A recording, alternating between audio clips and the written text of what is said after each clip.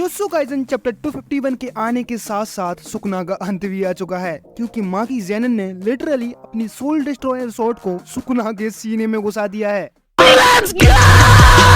माकी की split soul कटाना जो सीधा सोल पर अटैक करती है, अब सुकुना उसे फेस करने वाला है। और इधर दूसरी तरफ हमारा यूजी और यूटा सुकुना को सांस लेने तक का मौका भी नहीं दे रहे। चैप्टर 251 स्टार्ट होता है यूटा और सुकुना से, जहां यूटा की क्लिप टेक्निक यूज करने के बाद सुकुना ये सोच में पड़ जाता है कि आखिर यूटा ने उसकी टेक्निक को कब और कैसे कॉपी की।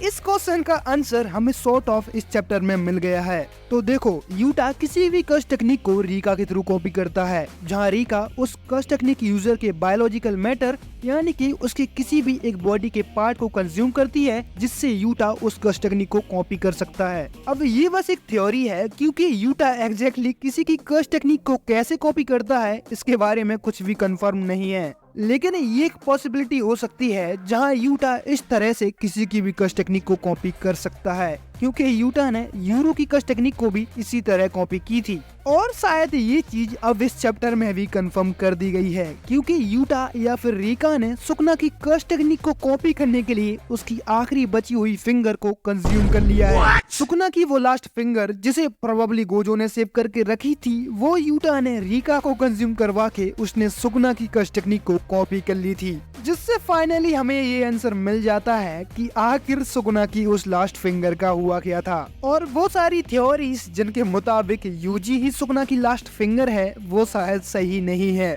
इसके बाद आगे यूटा और यूजी अपनी फुल पावर से सुकुना पर मुक्का लात मारते हैं, जहां यूजी सुकुना के फेस पर एक जोरदार लात मारता है, लेकिन उसी वक्त सुकुना भी यूजी को अपने हाथों से पकड़ लेता है और उस पर अपनी क्लिप टेक्निक से अटैक करता है। पर जमीन पर गिरने से पहले यूजी सुकुना के फेस पर अपने खून का कुल्ला मार जाता है और दूसरी तरफ से यूटा भी सुकुना को एक जोरदार पंच मारता है। अब यूजी की पंचेस की वजह से सुकुना की कर्स्ड एनर्जी का आउटपुट और उसकी मैग्मी की बॉडी पर से कंट्रोल दोनों वीक होते जा रहे हैं, और अगर ऐसा ही चलता रहा तो जल्दी ही सुकुना का खेल खत्म हो सकता है। इधर यूजी अपनी रिवर्स कस्ट टेक्निक का यूज करके अपने आप को हील कर लेता है और दोबारा से सुकुना पर अटैक करना स्टार्ट कर देता है। अब सुकुना अपने आप को डिसएडवांटेज में देखते हुए हॉलो विकर बास्केट को रिलीज करके वर्ल्ड स्प्लिटिंग डिसमेंटल को यूज करने का डिसाइड करता है, जिससे ऑब्वियसली वो एंजल की कर्स टेक्निक जैकब लेडर से हिट होगा, लेकिन वो इस रिस्क के लिए रेडी है।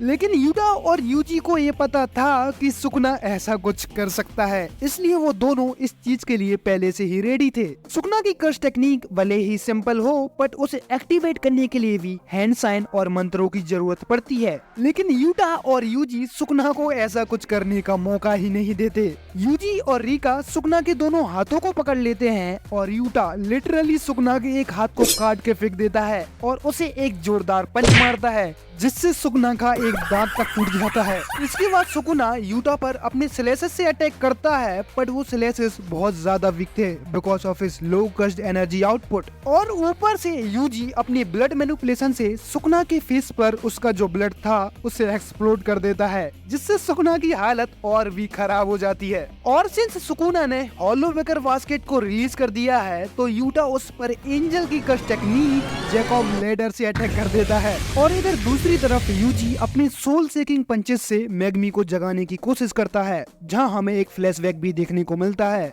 यूजी सब लोगों से बोलता है कि यूकी की बुक के अकॉर्डिंग दो सोल के मिक्स्ड होने के बाद भी वो पूरी तरह से एक नहीं हो सकती, पर उन लोगों को मैग्मी को बचाने के लिए सुकुना और मैग्मी की सोल को सेपरेट करना पड़ेगा, और मैग्मी की बॉडी और सुकुना के कर्स्ड ऑब्जेक्ट के बीच जो लिंक है उसे वीक करना होगा, क्योंकि जब भी ये लोग जैकब लेडर का यूज सुकुना पर करेंगे तो उससे मैग्मी की सोल को ज्यादा कुछ इफेक्ट नहीं होगा। इधर यूजी मैग्मी की सोल को अवेक करने की कोशिश करता है, लेकिन मैग्मी अब अपनी जीने की विल को खो चुका है। सुकुना ने उसकी बहन को मार दिया और फिर इसके बाद उसने गोजो को भी खो दिया, जो लिटरली उसका सब कुछ था। और इतना सब कुछ खोने के बाद अब मैगमी में जीने की कोई भी इच्छा नहीं है। लेकिन इधर सुकना जैकब लेडर के इफेक्ट को सरवाइव कर जाता है और यूजी और यूटा पर अपने वर्ल्ड स्प्लिटिंग डिसमेंटल से अटैक कर देता है। और देखने से ऐसा लग रहा है कि यूटा की बॉडी 2 हिस्सों में कट चुकी है, उसका हाथ भी कट चुका है, यहाँ तक कि उसका डोमेन भी डिस्ट्रॉय होने लगा है। लेकिन इसके तुरंत बाद हम देखते हैं कि माकी ने अपनी स्प्लिट सोल कटाना को सुकना के आर पार कर दिया है और ये चैप्टर यहीं पर ही खत्म हो जाता है।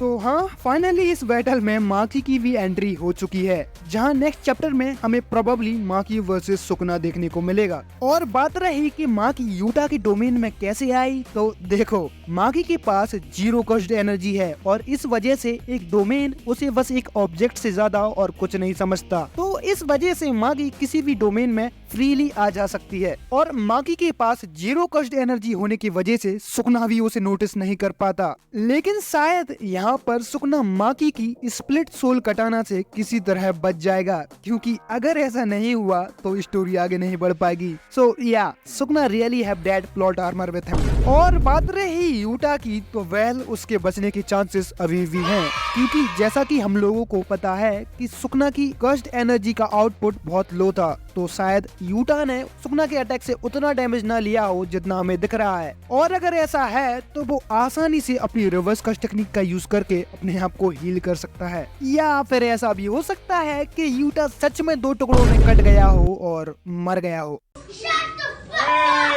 और बात रही यूजी की, तो वेल ऐसा है कि वो मेन कैरेक्टर है, तो उससे अभी तो कुछ नहीं हो सकता, सो डोंट वरी।